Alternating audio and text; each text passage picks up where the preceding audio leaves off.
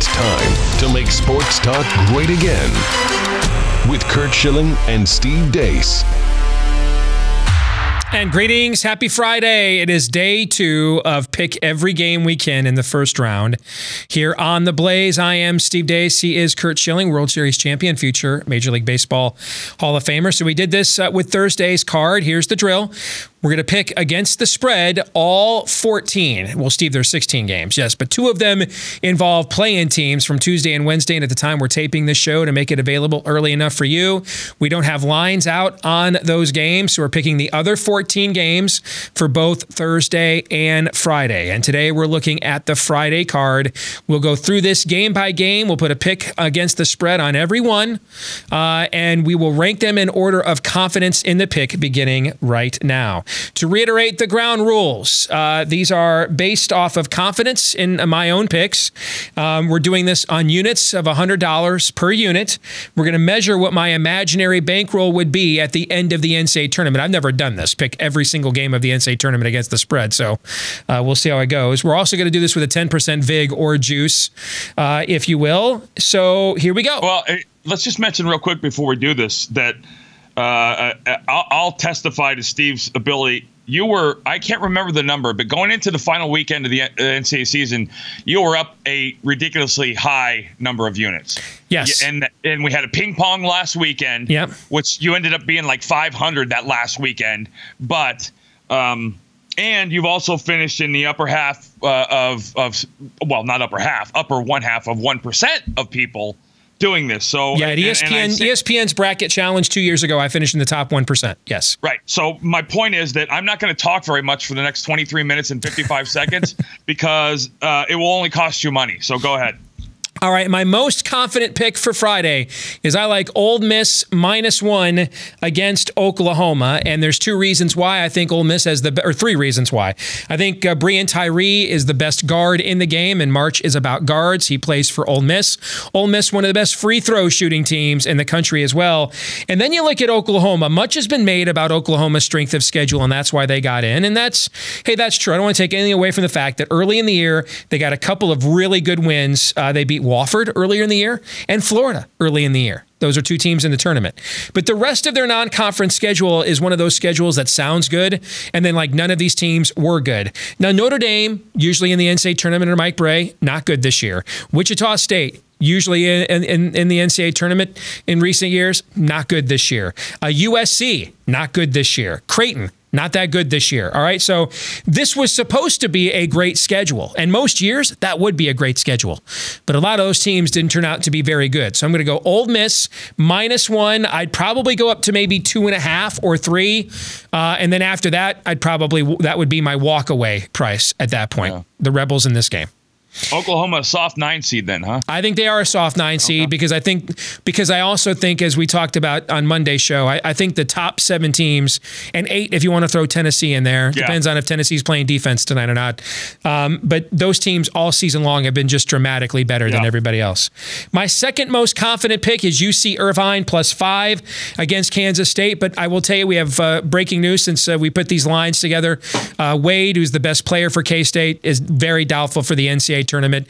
At this point, I would consider just bypassing the line altogether. I don't have it in front of me what it is, but I would consider bypassing the line altogether and playing UC Irvine on the money line. And there's a couple of things, usually 3 things to look for when you're looking for lower seeded upset teams that are dramatic lower seeded upset teams. Like this would be a 13 over a 4. Pace of play is 1.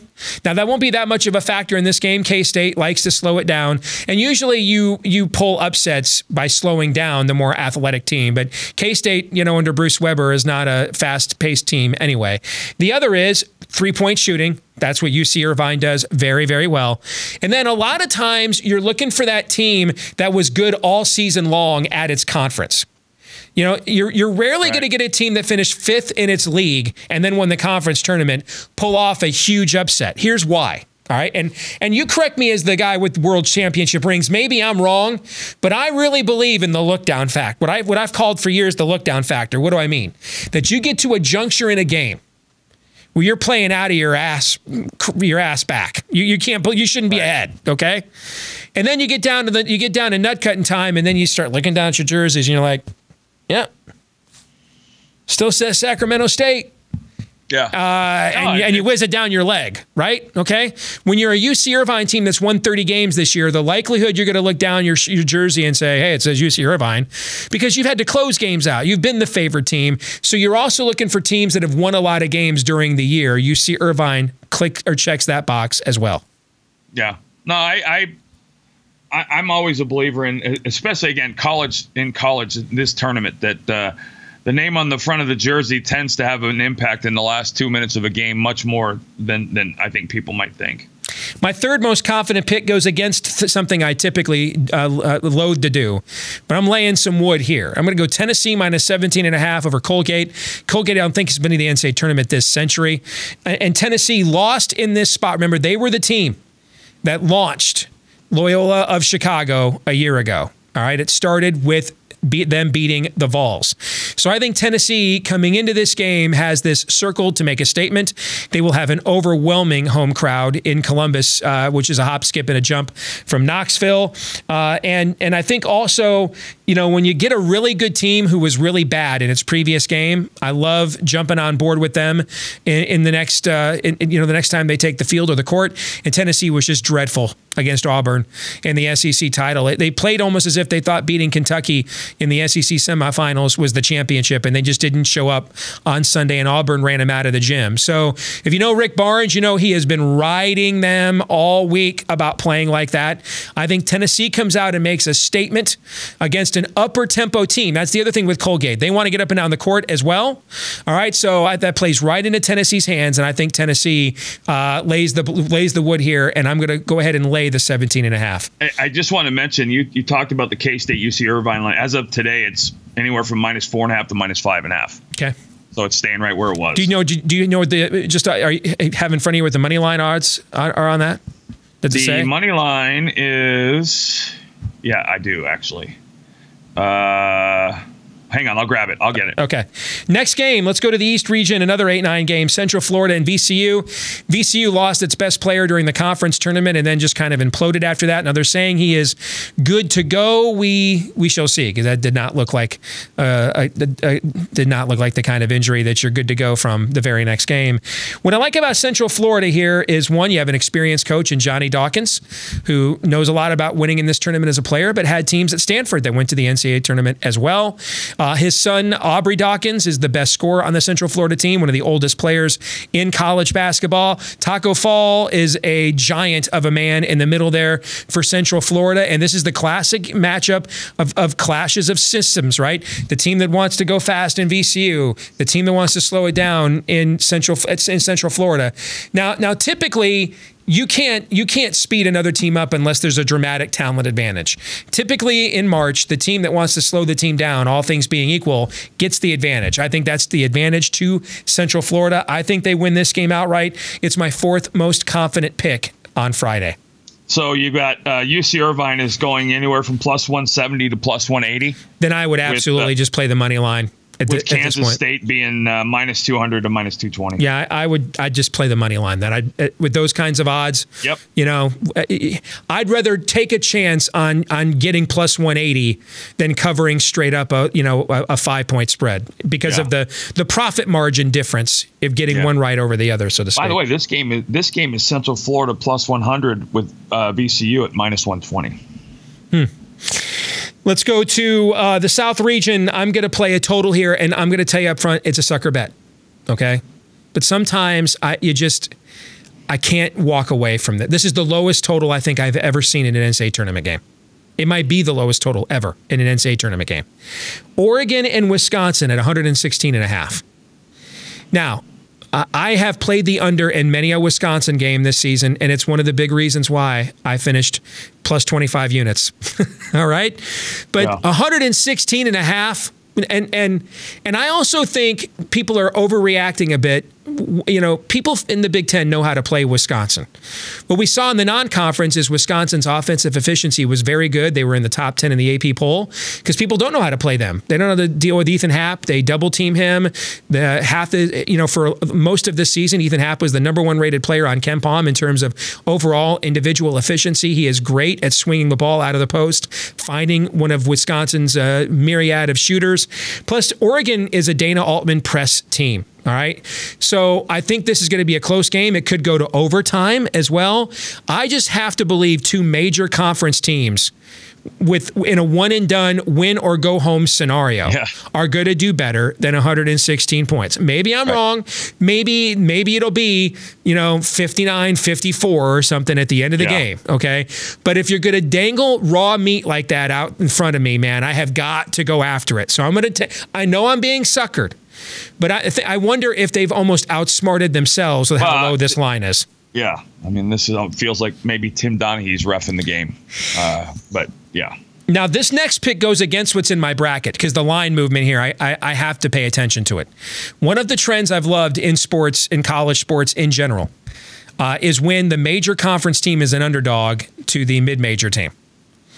And now we've gone from this game essentially being a 1-point favorite for Washington or a pick'em or a 1 point for Utah State.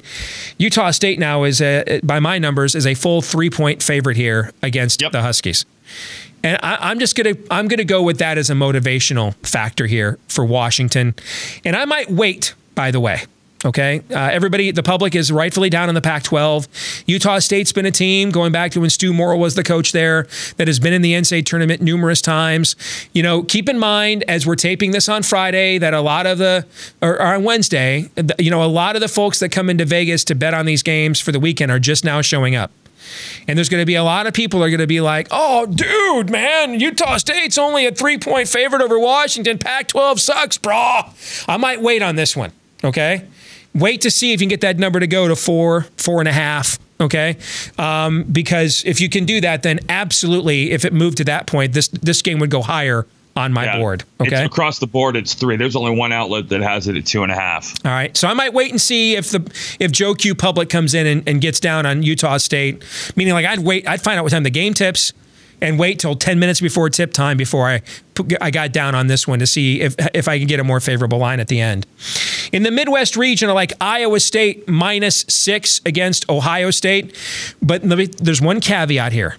If you see a name, look for who the officials assigned to the game are. If you see a name like Bo Borowski, all right, don't do this, okay? Big Ten officiating is different than any other conference in the country. Big Ten basketball officiating is like the Eastern Conference of the NBA when my bad boys and Pat Riley was coaching the Knicks, all right? They allow prison intimacies in the Big Ten that are not permitted in the rest of college basketball. So if there are Big Ten officials here that essentially will allow Ohio State to claw and maul Iowa State's shooters, then I'd actually look at going the other way. If there's any other kind of officiating crew here, then I think Iowa State's way too athletic for Ohio State and runs them out of the gym. So I'm going to lay the points here with the Cyclones. They will also have a huge home court advantage here. Their fans travel in basketball much better than Ohio State's. It's one of the best traveling fan bases in the country for basketball, and it's in Tulsa, Big 12 country. So you'll see a lot of the Oklahoma audience who already hates Ohio State anyway because of football. You'll see them rooting for the Cyclones in this game as well. In the South region, I'm going to go a contrarian play here, and I'm going to go on the money line. I'm going to take Iowa +150 on the money line straight up against Cincinnati. I think this is a game where the public is looking at Cincinnati's reputation. They're not as good defensively as they've been in the past. They're barely top 30 in defensive efficiency. One of the reasons why they're one of the worst three-point shooting defenses in this tournament. What is Iowa one of the best teams at in this tournament? Shooting threes. All right. And this is another case where the big conference school is the underdog to the lesser conference school. So I'm going to take Iowa in a contrarian play. I'm going money line here with the Hawkeyes. +150 is the number I have over the Bearcats. It's +142 to 150 right now across the board. Okay. In the West region, Texas Tech versus Northern Kentucky. I'm going under the total of 137 here. Texas Tech, #1 in the nation. Only team better than my Michigan Wolverines in defensive efficiency. #1 in the nation here. I think 137, given the way they play defense. Northern Kentucky, unfamiliarity with systems with one another. Northern Kentucky, heavily reliant on the three-point shot. That's one of the things Texas Tech defends the best. Texas Tech is going to want to make this game a half-court game, play this thing in a phone booth where their length is the advantage. I think you're looking at somewhere around a 71-50 kind of 71-55 kind of game here for Texas Tech as a winner. So I'm going to go under 137 with the Red Raiders in this matchup in the West region. In the Midwest region, I'm going to go Houston, Georgia State, under 142. Georgia State's been to the tournament before, but that was when they had the coach's son who was the best scorer. He's no longer on the team. Houston's a team that Kelvin Sampson's built that team on defense. They've played several under games this year in the American Conference. I think 142, I just think it's too high of a number. The only reason it's not higher on my card is when I saw this total, I thought I was getting suckered again. I thought it was way too high. And I'm already going to take one sucker. I'm already owning up to taking a sucker bet with the Oregon-Wisconsin total, okay? That I'm concerned I might be getting suckered twice. So I'm going to be a little bit more cautious with this one because I think this total is like 8 to 10 points too high. All right. So I'm going to go under 142, Houston, Georgia State, with the acknowledgement that this one again, though, might be a sucker bet. All right. Virginia. You think it's 8 to 10 points too high? I think it is 8 to 10 points too high. That's interesting. I mean, last night or Tuesday night, I thought the Belmont Temple game was 8 to 10 points too high. It was at 155. It was 4 points too high, which is pretty high, actually. Right. I just, given how confident you are, when you say something like that, I would expect to see it higher on your list. Well, it goes to, am I getting suckered twice? Yeah. Okay. No, yeah. Yep, I know. Virginia Tech, St. Louis, under 126. Two reasons why. St. Louis, next to Bradley, I think they are in Old Dominion, the slowest paced team in this tournament. And Virginia Tech, I think, is a good news, bad news situation here. The good news is they get their all ACC point guard, Justin Robinson, back. I think in this game, though, that could be the bad news. He's been out for about 2 months. So I could see there being, they didn't win a game without him for like 2 weeks. They lost like 4 in a row. And then they got hot again at the end of the year, including beating Duke. Because everybody points out, yeah, they beat Duke without Zion Williamson. Well, they didn't have their best player either. Both teams didn't have their best player in that game. So I'm a little concerned that they got used to playing without him. And now he's coming back because he didn't play at all. Didn't play in the ACC tournament. He has not played in almost 2 months. So I could see there being a chemistry because you're not just reinserting a center either. This is your guard. This is the leader of your team. Right. This is the guy that's going to have the ball in his hands most of the time. So I could see there being some uneven offensive possessions. For example, in this game, I'd look if you have an option to play halves. If I'd look at the total. What the first half total in this game is, okay? If the first half total in this game is like 62 or 65, I'd absolutely look at the under. Because I could see Virginia Tech take several possessions to getting used to having Justin Robinson back out there. And St. Louis is for them to win, they need this to be first team to 55 wins. Okay, so that's something I might be looking at is if you have an option to play a first half number on this, if you have a total of 62 or higher, I would 58. Be looking at. Is it 50? 58. Oh, see, they're getting smarter. They're getting smarter, all right? Because that's about right. I might even think under still. Because if you get to 30-26, wow, that's still under, okay? But I think St. Louis is going to want to play this game at a snail's pace. The only reason it's not higher at my list is just 126 is really low, man. Yeah. Really low. It's kind of the equivalent of a total of 38 in a college football game, all right? The next game on the South region, I'm going to go Virginia Gardner-Webb. I don't have a good read on this. I don't. Because I think Virginia will want to make a great statement after what happened with UMBC the year before. But I also think that maybe they might get out to a huge lead in the first half and then just say, hey, we got bigger fish to fry. Let's just move on here. Gardner-Webb's never been in a postseason tournament like since the 70s. So I'm gonna just go with what I know the most in this game. Even though they're number 2 in offensive efficiency, Virginia is. They're not the same offense they have been. But I'm gonna go with the pack line defense here and guess that Virginia maybe wins this game 68-40, something like that. Okay. And I'm going to go under the 131. And here's why. I think there's better odds that the pace of play is slow enough to make that number than if you play Virginia and the points, Gardner-Webb puts up a couple of garbage threes at the end, or you play Gardner-Webb in the points and Virginia makes some free throws at the end. So I'm going to if you put a gun to my head, that's why it's the third lowest game on my board. I don't have a great read on it. I'm going to say, fine, I'm going to ride or die with the most known quantity in the game. And that's the Virginia defense. So I'll go under 131 here. That's interesting. Yeah. But I will warn you, Virginia games have been going over the total the last couple of weeks because the market had not caught up to the fact this is a better offensive team than Tony Bennett has had in the future. DeAndre Hunter, the guy who got hurt last year before the tournament, and is by far their best offensive player. He's going to be a top 5 pick in the NBA draft. So that's something to keep an eye on, that the market may be starting to catch up to the fact Virginia's games have been going over the total as of late. Now we get to the games I'm the least confident in. I have no read on this game at all. So in my bracket, I took Liberty. And in here, I'm going to take Mississippi State -6.5. And straight up, I only did it just so I'm going to win this game maybe one way or the other. Okay. So I have no read on this game at all. Ben Howland, the Mississippi State coach, is a coach that's accustomed to NCAA tournament success. He went to the Final Four several times when he was at UCLA, took Pittsburgh to the NCAA tournament several times. So he's a battle-tested coach. He knows what to do this time of year. What worries me about Liberty is, the excitement level of getting to go here. And getting to this spot as a program, getting to travel out to California, the other side of the coast. I don't know if they come in here, Curt, and just don't show up because they're just happy to be there. In Vegas today, right now. What's that? It's moved up to 7.5 in Vegas. Is it? Okay.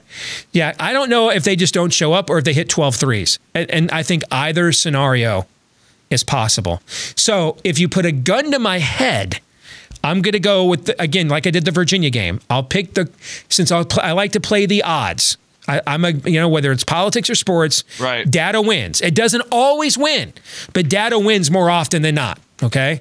So the one constant in this game is Ben Howland, the coach at Mississippi State, and his experience coaching this time of year. So I'll go with him, but I'm not happy about it. Yeah. Go with what you know. And then the least confident game on the board, because it's one of the highest totals I've seen this season. North Carolina is the most explosive team offensively in college basketball this season, in my view, having watched almost every team of consequence. Iona, if you look at their defensive stats, they are easily the worst defensive team in this tournament, and it's not close. It is not close. So I'm going to go over the 166, all right? I am not happy about it at all, okay? And that's why it's the last ranked game on my board. And I'm concerned about laying a big number with North Carolina in the first round because typically with Roy Williams, he just likes to run in any situation. He's not into taking the foot off the gas. But they didn't get out of the first weekend last year. You're looking at a region that has Auburn, Kansas, Kentucky, Iowa State all in it. Auburn and Iowa State won their conference tournaments. Kansas and Kentucky are basketball royalty. I could see a scenario where coming off a grueling ACC, you go to the bench early. I thought the numbers in this game, the odds makers just nailed it. And so since I had to make a pick, I decided to go with the over in a matchup of maybe the most offensively skilled team in the tournament versus what the numbers say is the worst defensive team in the tournament. But I'm not confident, which is why it's my lowest rated pick on the board. Interesting. So your thoughts overall as you look at Friday's card? We got about a minute and a half left. It's funny when as I go through this and try and comp this to your bracket, how much different the bets become. right? I mean, because the bracket's basically what 32 money line bets, and this is where basketball to me gets hairy. College basketball is the spreads, like you said. I think that there isn't the ability to put the time and effort but they do as much work as they can. These games and the pace at which this moves over the next 7 to 10 days, there's going to be some bets that I like the fact that there are a couple sucker bets here, which to me reinforces what you said, which is they just can't get this down as tight as they can, the NFL. Right. And so, again, looking at your I do find it funny that if you look at both of your lines, I think your number one here was in your last pick here, which is your least confident, but you had 4 and 13 on your other in the Midwest and the West. Purdue, Old Dominion is your ninth. Like those favorites are when you start factoring in something other than the money line, you better be deferring to somebody that knows what they're talking about. So here's where there's real value before we let you guys go for the weekend. All right. The quick turnaround time on Saturday and Sunday. All right. So when Thursday's games are done, get there right away when those lines for Saturday are posted on Friday. Same thing with those Friday games are done. Get there right away on Saturday when those lines are posted for Sunday. The quick turnaround time. Can I give our audience a little secret here? Okay. This is another one of the things that the professional handicappers keep to themselves. I don't want you to know. 90+% of college basketball lines are set by the power rating on KenPom, straight up. There's too many games. Vegas can't keep up with all of them. It's not like football where there's one game a week. And KenPom's analytics rule. So what do I mean by that? Whatever KenPom projects a line to be, the line, college basketball lines are that line, or they're within a half a point or a point about 90% of the time. Okay. Yeah. And KenPom is only looking at analytics. He's not looking at situational aspects of it, things of that nature. Okay. And that's where that Saturday, Sunday turnaround real quick is where you get somebody goes to a line and realizes they're drastically off. Yes. You grab a +5.5 that ends up tipping off at +1.5. That's exactly right. Yeah. Yeah. And the same thing will be true the next weekend, just not as much because there's fewer games, so they'll get better at it. But the quicker the turnaround time, the softer the line is going to be, especially when there is more games. And we're not talking like in baseball where the same teams are playing each other 3-4 nights in a row. All right, you may play a dramatically different pace from one night to the next. Okay. I think it's particularly important to pay attention to what you just said. Those Saturday to Sunday flips, when KenPom puts the line out and there's an injury that you're not sure of or they're not sure of, and you get a team going from +2 to -3 or some stupid thing like that, that's where you can jump on it. I'm going to be curious to follow this through the tournament and see how good you end up doing on these bets, because I think it's going to be a lot of fun and it's going to be an eye-opener for some people. So will I, if I do well. If I don't, then I won't be as curious. No, if you don't, then it won't be as fun. Then you'll have fun. Way more fun. Right. I'll be able to rag the hell out of you. That'll be fun. All right, Curt, have a great weekend, man. Take care, buddy. Have a great weekend. You too.